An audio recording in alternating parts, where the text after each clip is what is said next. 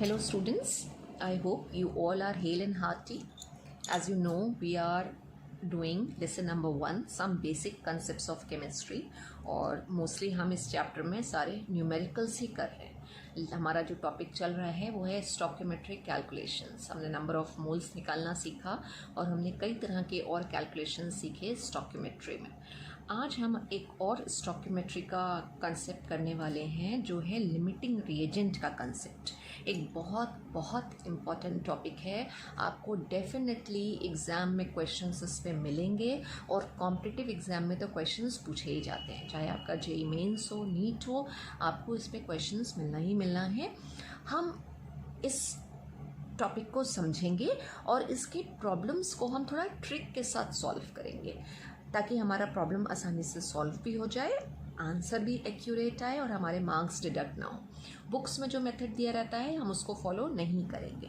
सबसे पहले हम समझ लें कि ये लिमिटिंग रिएजेंट या फिर लिमिटिंग रिएक्टेंट क्या होता है. हमें पता है कि हमारी केमिकल रिएक्शन जब प्रोसीड करती है तो 2 या उससे ज़्यादा रिएक्टेंट्स लेके हम उन्हें प्रोडक्ट में कन्वर्ट करते हैं. अब किसी केमिकल रिएक्शन में ऐसा हो सकता है कि एक रिएक्टेंट या फिर रिएजेंट पूरी तरह से कंज्यूम हो जाए और दूसरा रिएक्टेंट बच जाए. तो जब एक रिएक्टेंट पूरी तरह से कंज्यूम हो जाएगा तो ऑब्वियस सी बात है उसके बाद प्रोडक्ट का फॉर्मेशन नहीं होगा और जो रिएक्शन है वो हमारी रुक जाएगी, स्टॉप हो जाएगी. राइट. तो इसी चीज़ को हम अगर लैंग्वेज में फ्रेम करें कि लिमिटिंग रिएजेंट क्या है, तो लिमिटिंग रिएजेंट या limiting reactant is the reactant that is entirely consumed in a reaction. पूरी तरह से रिएक्शन में कंज्यूम हो जाता है and once the limiting reactant is used up, और जब वो पूरी तरह से कंज्यूम हो जाएगा the reaction stops. तो जो रिएक्टेंट रिएक्शन में कंज्यूम हो गया, रिएक्शन को रोक दिया, उसे तो बोलेंगे हम लिमिटिंग रिएक्टेंट. और जो रिएक्टेंट हमारा बच जाएगा यानी पूरी तरह से कंज्यूम नहीं होगा उसको हम बोलते हैं एक्सेस रिएक्टेंट. EXCESS यानी कि ज़्यादा है वो, इसलिए हम उसे बोल रहे हैं एक्सेस रिएक्टेंट. राइट. अब किसी भी रिएक्शन में हमारे प्रोडक्ट के कितने मोल्स बनेंगे ये ऑब्वियस सी बात है कौन डिसाइड करेगा?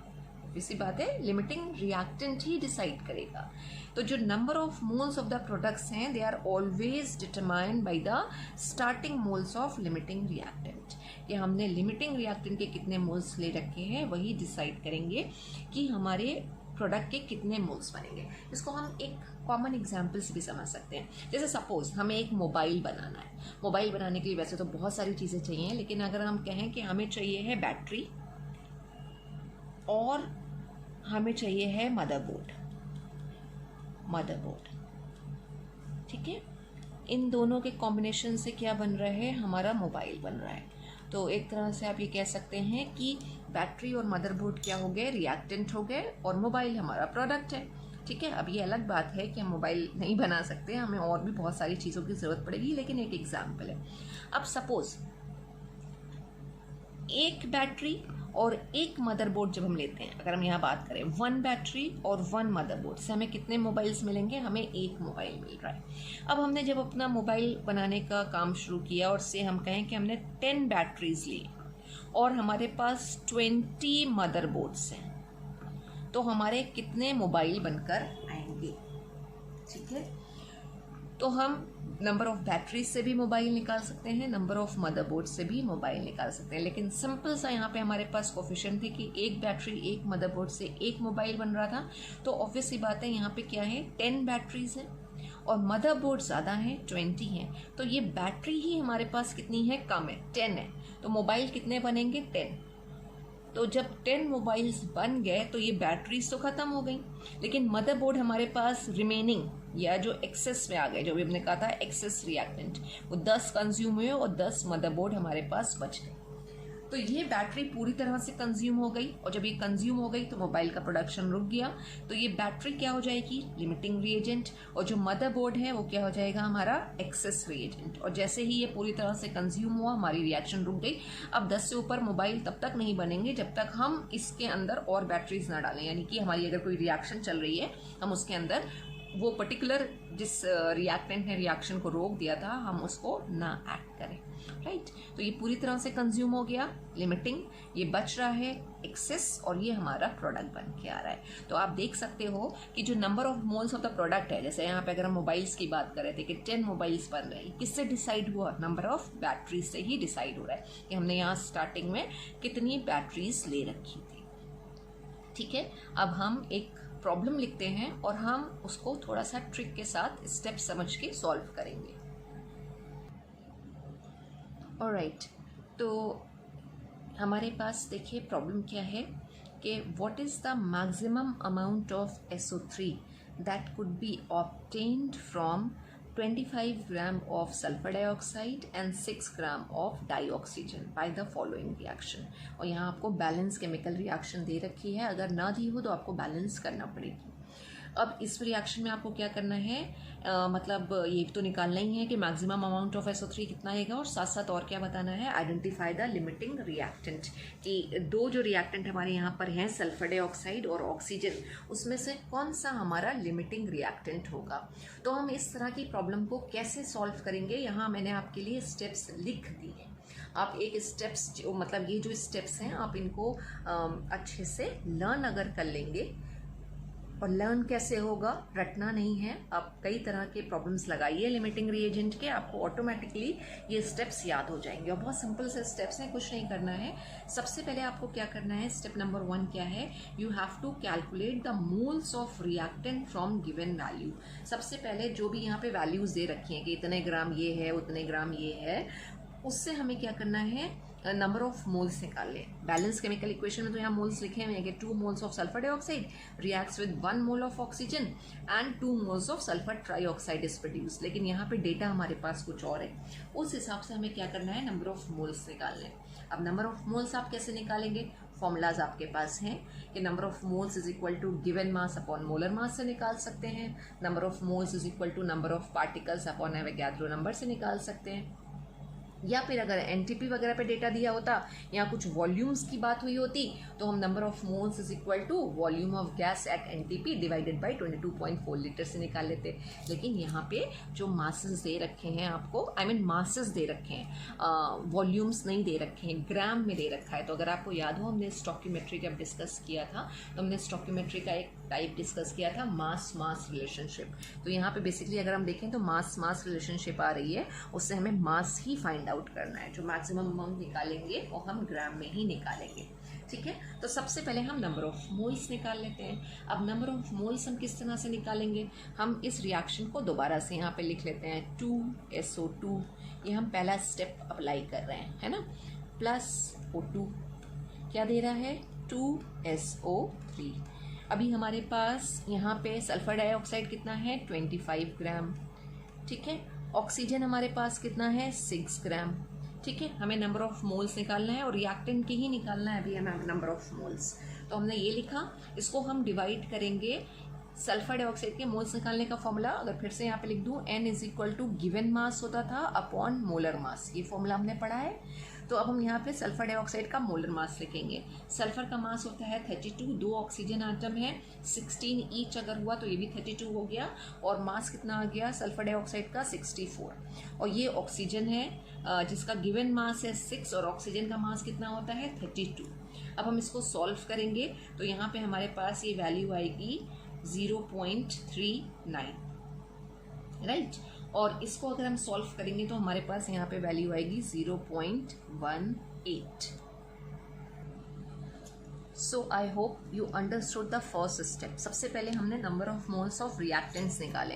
अब हम सेकेंड स्टेप अप्लाई करेंगे, और सेकेंड स्टेप क्या कह रहा है, फाइंड आउट रेशियो निकालना है, किसका, N अपॉन स्टॉकियोमेट्रिक मोल्स, ये रेशियो निकालना है हमें, स्टॉकियोमेट्रिक मोल्स या फिर स्टॉकियोमेट्रिक कोफिशिएंट, राइट।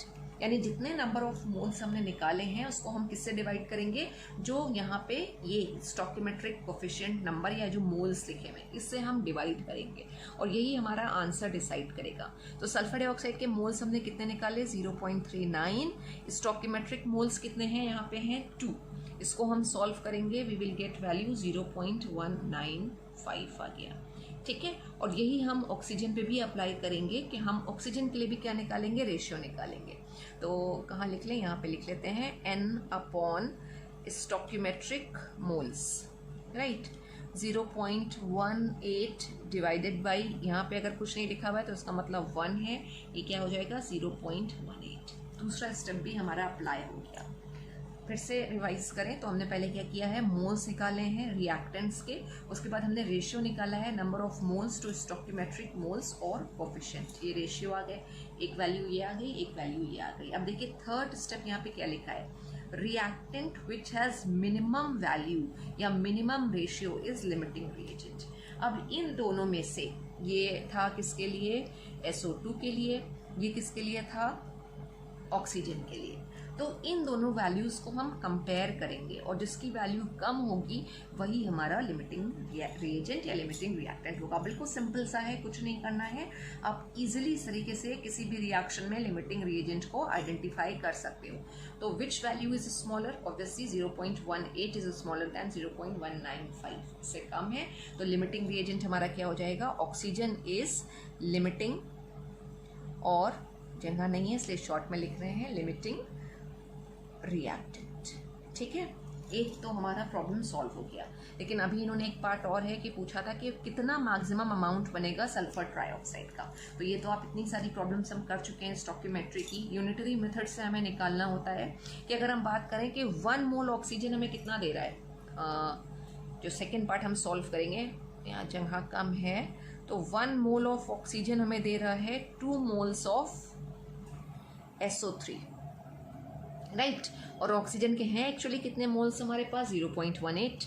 तो 0.18 मोल ऑफ ऑक्सीजन, सिंपल मैथमेटिक्स हम कर रहे हैं, हमें कितने मोल्स देगा, 2/1 इंटू 0.18 इज इक्वल टू क्या आ जाएगा हमारे पास, 0.18 को अगर हम 2 से मल्टीप्लाई करें तो 0.36 मोल्स आ गए। लेकिन अभी यहाँ इन्होंने हमसे पूछा क्या था, यहाँ इन्होंने हमसे पूछा था कि कितना अमाउंट आएगा, यानी ग्राम में पूछा था। तो सिंपली हम क्या करेंगे, इसको कन्वर्ट करने के लिए नेक्स्ट पेज ही ले लेते हैं, हम नेक्स्ट पेज पे कर लेते हैं।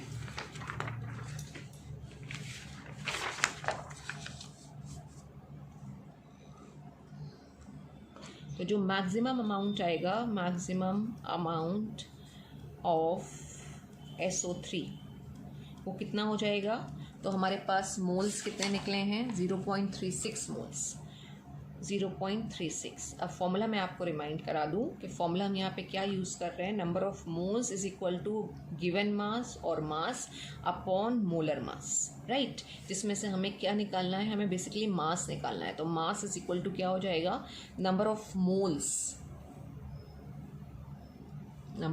Moles multiplied by molar mass. और किसका molar mass, molar mass of SO3। हम इससे मल्टीप्लाई करेंगे तो हमें वैल्यू मिल जाएगी। नंबर ऑफ मोल्स हमारे पास कितने हैं, 0.36।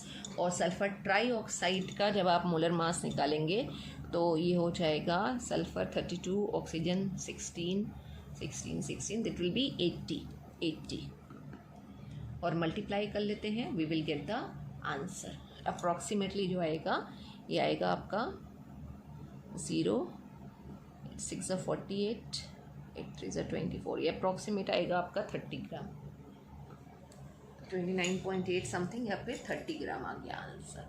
तो सिंपल सा है, प्रॉब्लम सॉल्व हो गई कि इस रिएक्शन में हमारा ऑक्सीजन जो है वो कम्प्लीटली कंज्यूम हो जाएगा और उसकी वजह से जो रिएक्शन है वो स्टॉप हो जाएगी। इसीलिए जो ऑक्सीजन है वो एक लिमिटिंग रिएक्टेंट है, और जो एक्चुअल अमाउंट सल्फर ट्राइऑक्साइड का बन के आएगा वो होगा कितना, 30 ग्राम। Here I have taken one more problem. 3 gram hydrogen reacts with 29 gram of oxygen to give H2. We know this thing, hydrogen and oxygen combine and water is produced. अब इस question में 3 पार्ट है। सबसे पहले तो आपको बताना है which is limiting reactant, second बताना है calculate the amount of water form, कितना मैक्सिमम अमाउंट ऑफ वाटर बनेगा, और साथ ही साथ एक थर्ड पार्ट भी है कि calculate the amount of one of the reactant which remains unreacted. उसका अमाउंट में निकालना है कि वो जो एक्सेस में रिएक्टेंट हमारा था वो कितना हमारे पास बच जाएगा। तो सबसे पहले हमें लिमिटिंग रिएक्टेंट निकालना है। स्टेप्स अभी हमने डिस्कस किए, स्टेप्स को हम रिकॉल कर देते हैं कि सबसे पहले हमें क्या करना होता है, जो डेटा प्रोवाइडेड है उससे हमें नंबर ऑफ मोल्स निकालने हैं, ये पहला स्टेप है। सेकेंड स्टेप क्या है कि हमें रेशियो निकालना है, किसका किसका, जो नंबर ऑफ मोल्स हमने डेटा से कैलकुलेट किए हैं अपॉन जो स्टोकियोमेट्रिक मोल्स दे रखे हैं, यानी स्टोकियोमेट्रिक कोफिशिएंट, राइट। और उसके बाद जो वैल्यू कम होगी हम कंपेयर कर लेंगे नंबर ऑफ मोल्स को, जो डेटा से कैलकुलेट होकर आए, जो वैल्यू कम होगी वही हमारा लिमिटिंग रिएक्टेंट होगा। तो बहुत सिंपल से ये स्टेप्स हैं, आप प्रैक्टिस करोगे तो नो स्टेप्स आपको अच्छे से लर्न हो जाएंगे। आप वीडियो को पॉज करके प्रॉब्लम को सॉल्व कर सकते हो खुद से ही, और उसके बाद फिर आप आंसर को टैली कर सकते हो। अब यहाँ पे एक चीज़ और है कि आपको रिएक्शन नहीं दे रखी है, और रिएक्शन की कोई ज़रूरत नहीं है क्योंकि हमें रिएक्शन रटी हुई है कि 2 moles of hydrogen combines with 1 mole of oxygen and 2 moles of water are, ये हमारी रिएक्शन है। कि थियोरेटिकली अगर हम बात करें तो 2 मोल हाइड्रोजन के होंगे, 1 मोल ऑक्सीजन का होगा, तो 2 मोल्स ऑफ वाटर हमारे पास बन के आएंगे, राइट। अब यहाँ पे हमारे पास हाइड्रोजन कितना दे रखा है, 3 ग्राम दे रखा है, और ऑक्सीजन कितना दे रखा है, 29 ग्राम दे रखा है, राइट। अब हमें क्या करना है, सबसे पहले इसमें नंबर ऑफ मोल्स निकालने हैं। तो 3 ग्राम को हम जब किससे डिवाइड करेंगे नंबर ऑफ मोल्स निकालने के लिए, molar mass of di hydrogen, तो डाई हाइड्रोजन का मास कितना हो जाएगा, 2। आई होप आपको पता है हाइड्रोजन का, एक हाइड्रोजन एटम का मास होता है 1, 2 हाइड्रोजन एटम है तो हो जाएगा 2, और यहाँ पे आंसर कितना आया, 1.5 मोल्स आ रहा है, 1.5 मोल आए हाइड्रोजन के। सेम वे अगर ऑक्सीजन में हम नंबर ऑफ मोल्स निकालें, यहाँ पे लिख लेते हैं कि हमने बेसिकली नंबर ऑफ मोल्स निकाले, एन की वैल्यू निकाली है, ठीक है। ऑक्सीजन की बात करें तो 29 को हम किससे डिवाइड करेंगे, तो 29 को हम 32 से डिवाइड करेंगे, और जब हम इसको 32 से डिवाइड करेंगे तो we will get almost decimal में वैल्यू आनी है 0.906 के करीब ये वैल्यू हो जाएगी। ये इतने मोल्स हमारे पास ऑक्सीजन के लेके आए। पहला हमारा स्टेप कंप्लीट हो गया, नंबर ऑफ मोल्स निकाल दिए। सेकेंड स्टेप में क्या करना है, हमें रेशियो निकालना है, ठीक है। रेशियो किसका किसका, ratio number of moles upon stoichiometric coefficient, short में मैंने लिखा है SC, यानी कि स्टोकियोमेट्रिक कोफिशिएंट। अब इसको हम निकालते हैं, हाइड्रोजन के लिए 1.5, और यहाँ पे कितने स्टोकियोमेट्रिक कोफिशिएंट क्या लगा हुआ है, 2, ये है 0.906, और डिवाइडेड बाय क्या हो जाएगा, 1, राइट। अब इसको हम 2 से डिवाइड करेंगे तो ये हो जाएगा 0.75, और ये क्या है 0.906, ये आ गया हमारा रेशियो कैलकुलेट होकर, ये वैल्यूज आ गई। कंपेयर कर लीजिए, ये हाइड्रोजन के लिए और ये ऑक्सीजन के लिए, this value is bigger than this, तो लिमिटिंग रिएजेंट क्या होगा, हाइड्रोजन इज लिमिटिंग रिएजेंट या रिएक्टेंट, और ऑक्सीजन क्या हो जाएगा, एक्सेस रिएक्टेंट है, एक्सेस रिएक्टेंट हो गया। तो पहली चीज़ हमारी सॉल्व हो गई। अब हमें दूसरा पार्ट सॉल्व करना है कि कितना वाटर बन के आएगा, कितना वाटर बन के आएगा। अब बेसिकली हाइड्रोजन डिसाइड कर रहा है कि कितना वाटर बनेगा, क्यों, क्योंकि हाइड्रोजन हमारा लिमिटिंग रिएक्टेंट है। अब इस बैलेंस इक्वेशन के हिसाब से 2 मोल्स ऑफ हाइड्रोजन क्या दे रहा है, 2 moles of water, 2 moles of H2 produces या गिव्स 2 मोल्स ऑफ H2, सही है स्टेटमेंट, राइट। शिफ्ट कर लेते हैं इसको इधर। अब हमारे पास कितने मोल्स हैं हाइड्रोजन के एक्चुअली यहाँ पे, तो वो है 0.7, ये है नंबर ऑफ मोल्स हाइड्रोजन के 1.5, तो 2 moles of hydrogen gives this, हम यूनिटरी मेथड ही अप्लाई करते हैं।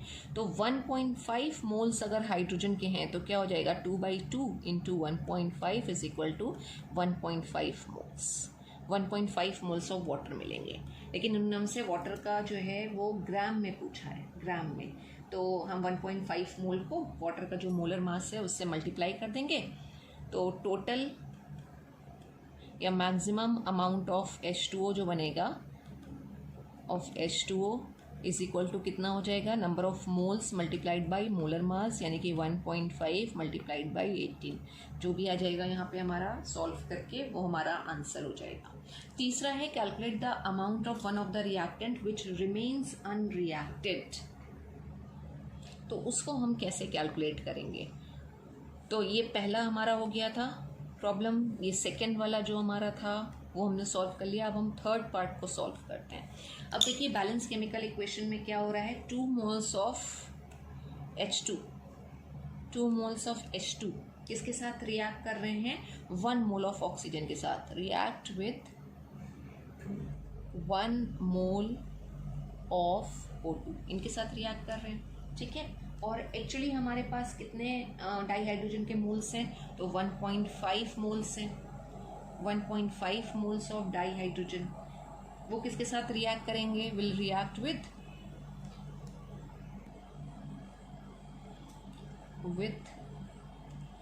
1/2 into 1.5, that means 0.75 moles of oxygen के साथ रिएक्ट करेंगे। तो ऑक्सीजन के एक्चुअली मोल्स कितने हैं, 0.906। तो जो एक्सेस ऑक्सीजन हमारा बचेगा, एक्सेस ऑक्सीजन टोटल मोल्स हैं 0.906 और हमारे कंज्यूम कितने हुए 0.75। हम इसको सब्सट्रैक्ट कर लेंगे और हमें हमारा आंसर मिल जाएगा। तो ये 0.750 अगर हम कर लें 750 तो हमारा आंसर आ जाएगा 65 और ये 8 रह गया, 8 में से 7 यहाँ पे 1 आ जाएगा और ये डेसिमल, यानी इतने मोल हमारे पास 0.156 मोल्स ऑफ ऑक्सीजन हमारे पास बच जाएगा, एक्सेस में ऑक्सीजन होगा। तो आई होप 2 प्रॉब्लम्स हमने कर ली, तो आपको लिमिटिंग रिएजेंट के न्यूमेरिकल्स क्लियर हो गए होंगे। बहुत सिंपल है, बस स्टेप्स याद रख के आपको अपनी प्रॉब्लम्स को सॉल्व करना है। मैं आपको क्लास के साथ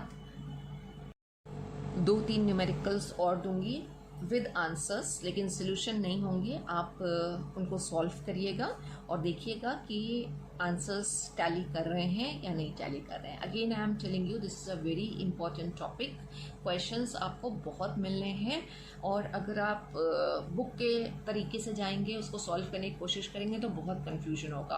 कॉम्पिटिटिव एग्जाम में भी बच्चे नहीं कर पाते हैं, नहीं निकाल पाते हैं कि कौन सा लिमिटिंग रिएक्टेंट होगा। ज़्यादातर कॉम्पिटिटिव एग्जाम में यही पूछा जाता है लिमिटिंग रिएक्टेंट क्या होगा। तो लिमिटिंग रिएक्टेंट के लिए बहुत सिंपल से स्टेप्स हैं, अगर आप फॉलो करो तो आप आराम से लिमिटिंग रिएक्टेंट या रिएजेंट को डिसाइड कर सकते हो किसी भी रिएक्शन में।